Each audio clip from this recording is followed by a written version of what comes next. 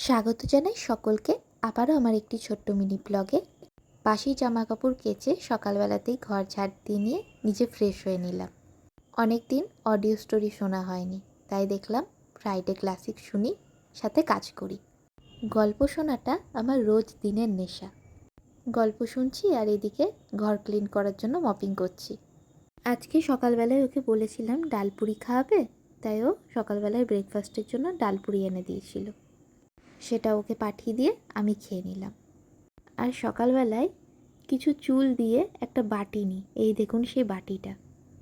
ওখানে যতগুলো বাটি ঘটি ছিল তার মধ্যে এটাই ভালো ছিল, তাই এটা নিয়েছি। আর এদিকে ভাত বসিয়ে দিলাম। আমার ঘাড়টায় আজকে টান লেগেছে, তাই ভীষণ ব্যথা। কাজকর্ম রান্নাবান্না করতেই ব্যথার জন্য না ভালো লাগছে না, তাই পুজো সেরে নিয়ে একটু রেস্ট করছিলাম। আর ও বলেছিল দুপুরবেলায় বিরিয়ানি এনে দিবে, তাই দুপুরে রান্নাবান্না কিছু করিনি। এরপরে ও চলে আসলে বিরিয়ানিটা সার্ভ করে আমরা দুজনে মিলে দুপুরের লাঞ্চ সেরে নিই।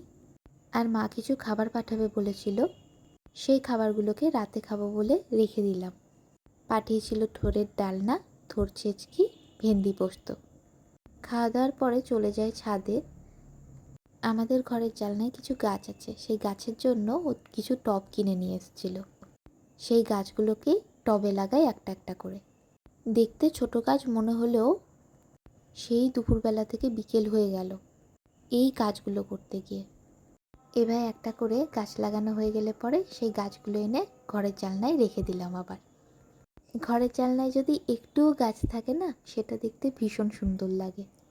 প্রত্যেকটা ঘরে এরকম ছোটোখাটো গাছ আছে।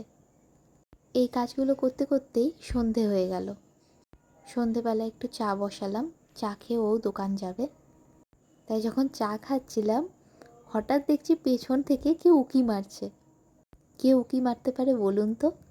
দেখছি যখন উঁকি মারছে, যাই চটপট এই ক্লিপটা নিয়ে নিই। দেখছি ও আমার পেছন দিকে বসে উঁকি মারছে যে আমি কি খাচ্ছি সেটাও নেবে আমার কাছ থেকে। সত্যি এই বাচ্চাগুলো কত নিষ্পাপ হয় না। আজকের ভিডিওটা এইটুকুনি। সকলে খুব ভালো থাকবেন। টাটা।